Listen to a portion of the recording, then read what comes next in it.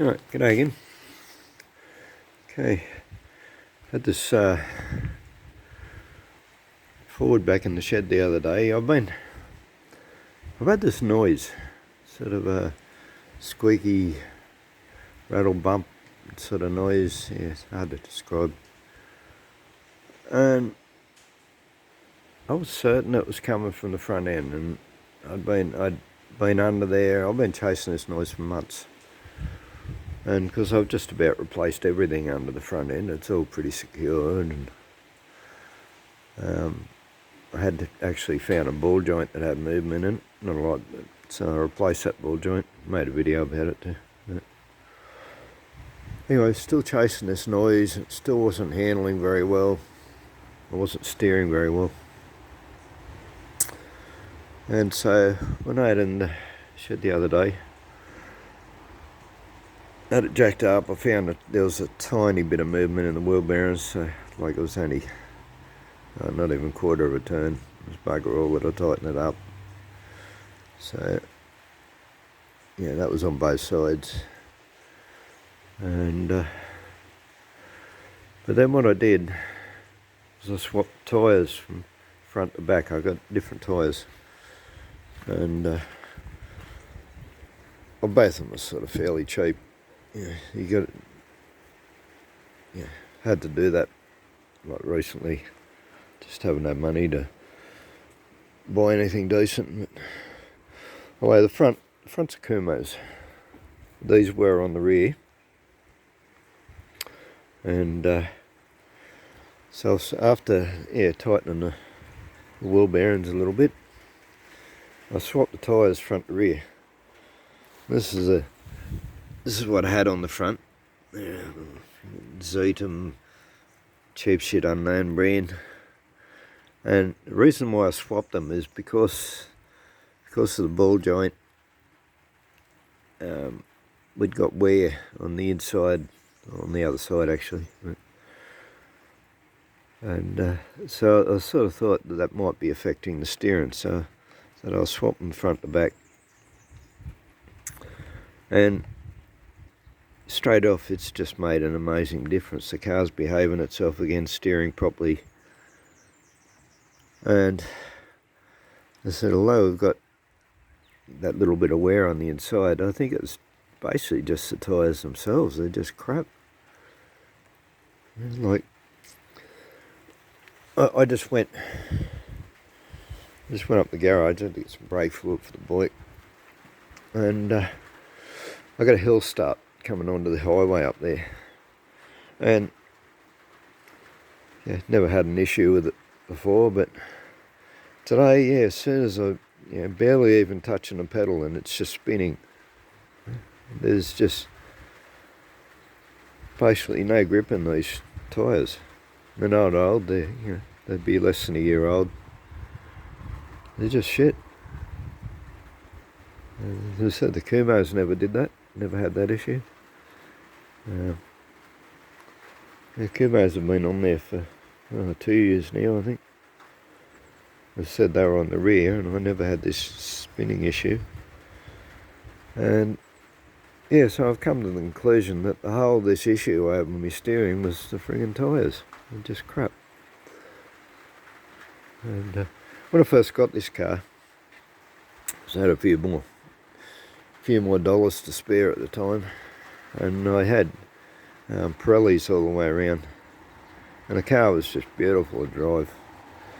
But of course, they were sort of a soft compound,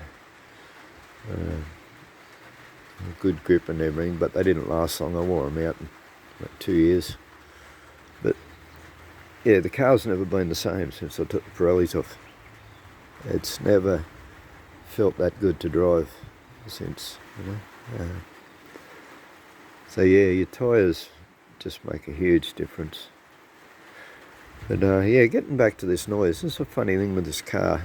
It's probably because it's a Fairlane, it's got a lot of insulation everywhere, but you hear a noise and it's really difficult to detect where that noise is coming from. And I said, I've been chasing this noise for about 3 months. And it wasn't until I actually grabbed the car at the back. So I was grabbing the car front and back, wobbling it, trying to find out what this noise was, and that's when I realised that the noise I was hearing was actually in the back. And what it turned out to be was a handbrake cable slapping against the trailing arm. I don't know why they've only just started making a noise now. They've never been secured. Like, you know, I've had the car for 6 years and they've always been the same. But like they originally had plastic things that fit onto your trailing arms and hold the cable. But you know, they're long gone. They'll break them when I got the car 6 years ago. But yeah. I don't know why it's only just, maybe it's taken all this time to wear the dirt off it or something. I don't know. But anyway. So what I've done, I don't know if I can see it. Oh yeah, probably can. And I didn't have any proper clamps or anything, so I've wired the cable up there to that. That looks like a tie down hook. I've wired it up there. Nail down in the mud in here. Yeah. You can see that. Hopefully you can see it. But anyway, yeah, I've wired it onto the trailing arm as well. So I might, yeah, at some point, I don't know, yeah, just, I mean it works, but yeah, it's a bit podgy. So yeah, we'll look at making up some proper clamps or getting, I won't get the originals, they're only plastic clamps in it. So yeah, I'll make up some sort of steel fitting to hold those cables. But yeah, that was the whole of the noise, that was the whole of the issue. It's been bugging me for months. It's just, yeah, the handbrake cables slapping around. So anyway, yeah, as I said, the car's driving well again now. I've still got a tiny bit of play in the steering. That's another issue in itself. This is a spare one. This is the what they call the intermediate shaft, as in one of your steering column connects it to the rack and pinion. That uni joint's got just that little bit of movement in it. I said this is a spare. I compared it with the one that's on it. They're both as bad as each other. But yeah, it's only a tiny bit of movement. But that, yeah, that tiny bit, that 0.5 millimetre of movement in there, you know, transfers to 1 inch or more on your steering wheel. So yeah, and unfortunately you can't buy them. You can't get a new one. There are second-hand ones around. They want, you know, $100 and more for a second-hand one, which is probably just as bad on. Yeah, they're all the same age, you know, might have done a few less miles, but I can't see that you'd get a good second-hand one. It's 30 years old. Yeah. So, yeah, anyway, that'll be another video, what I'm going to attempt to do. I don't know if you can see that. Let's sit on the voice here, keep it still. Those uni joints, what's it there here? You can see, yeah, I'll zoom in on it. Right, see that little pressed in bit? There's one there, there's 2 up here. That's what holds the coupling. So they're just sort of burred over, punched over. So anyway, as I said, because I've got a spare, I've got nothing to lose here, so I'm going to attempt to drill those burrs off with a small drill. Yeah, pull it apart, and I'll go and see if I can get a uni joint. Most uni joints, like with tail shafts and everything, they have a clip just in there. There's a clip that keeps it in. And there possibly is enough room to put a clip in there. But yeah, if there isn't, well, you can burr it over again just with a punch. But yeah, it'd want to be pretty good. Yeah. Being a steering, you don't want this coming apart. You got to make sure it's not going to come out again. And I mean, if worse comes to worse, if I don't feel confident,